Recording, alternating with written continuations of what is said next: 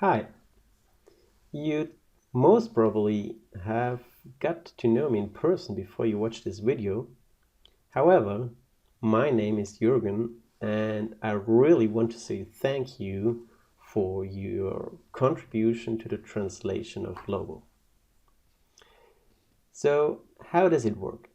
To simplify the process, especially for working together in teams or also for future updates, I've set up a translation server. You can access this platform via the URL translate.groupnet.at. There you will find a welcome message, hopefully in your language, and a sign-in button.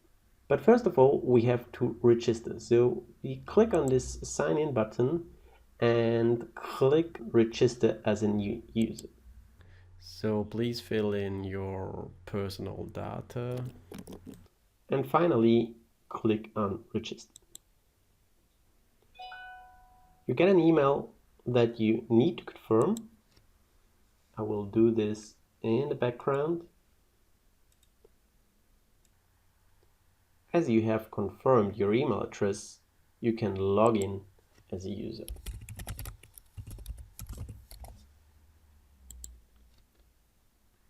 First of all, I would suggest that we tune our personal settings.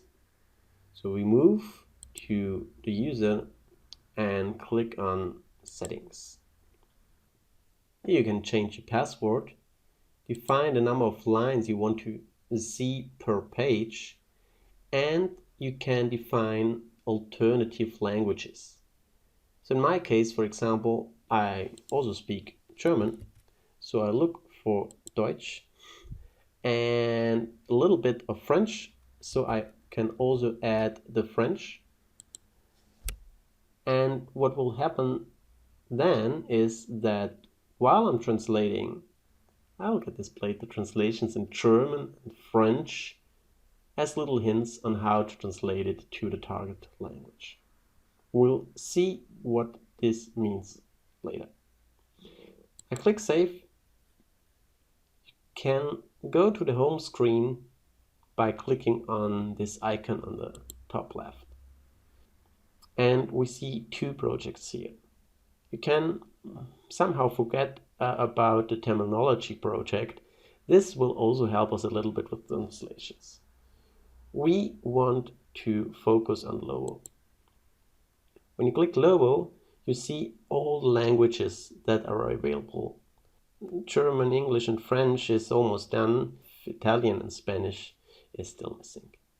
So when I choose Italian, I get these two files and I try to differentiate between system commands and terms that are very specific to Lobo.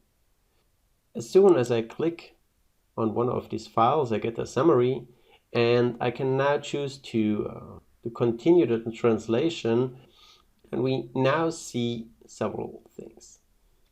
First, we see the existing translations in German and French, as chose before in the settings. And here is the original word in English. If I scroll down a little bit, you see that based on the existing terminology from other projects, the software tries to guess or make suggestions. So that's why locale is already placed here.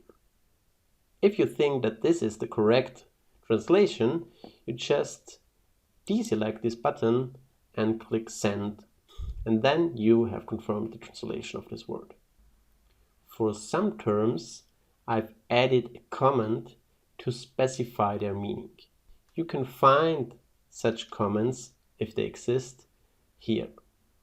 In this case, it says named address such as Vienna Central Station. This hopefully helps you to get the context of the translation. If you're not sure, you can always switch to suggest. So this means it needs later confirmation.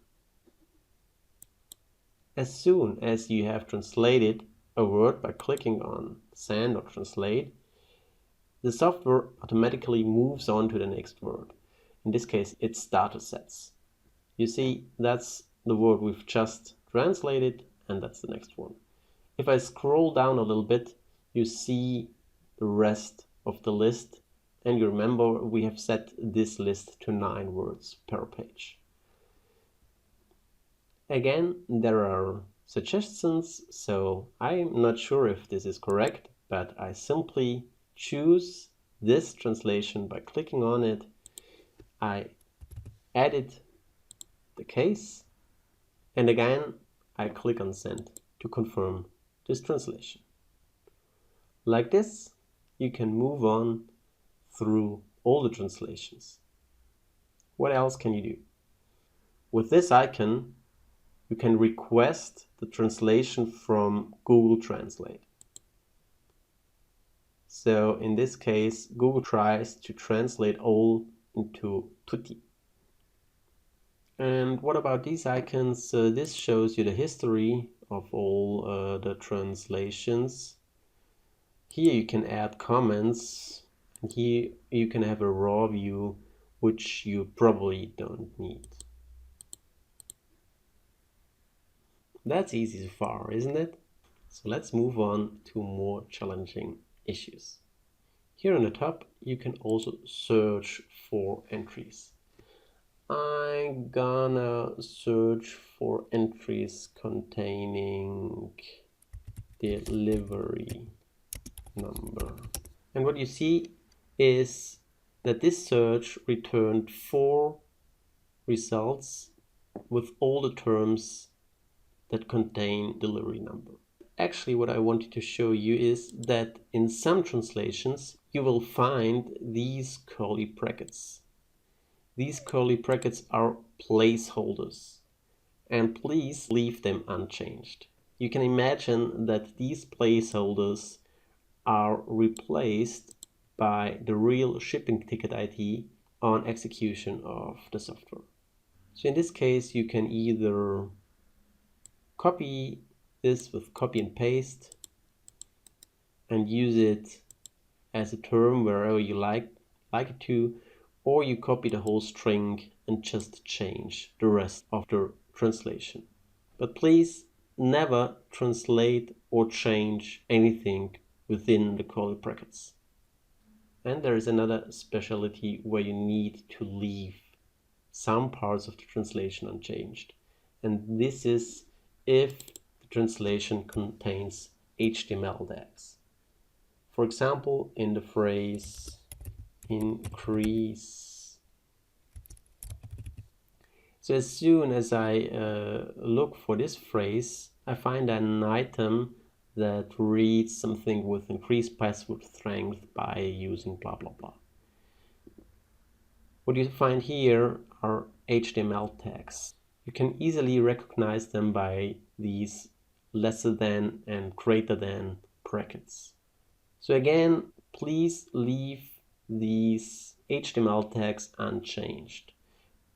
For example, you can again just copy down the translation and just edit the parts that you need to translate.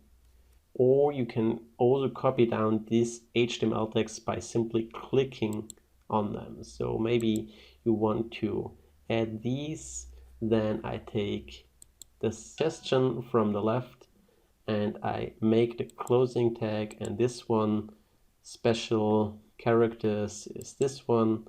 So again, these two. And finally, you have to find all these HTML tags that were in the original text in your translation. So that's pretty much it. If you have any questions, please contact me. Again, thank you very much for your help, and see you soon. Bye.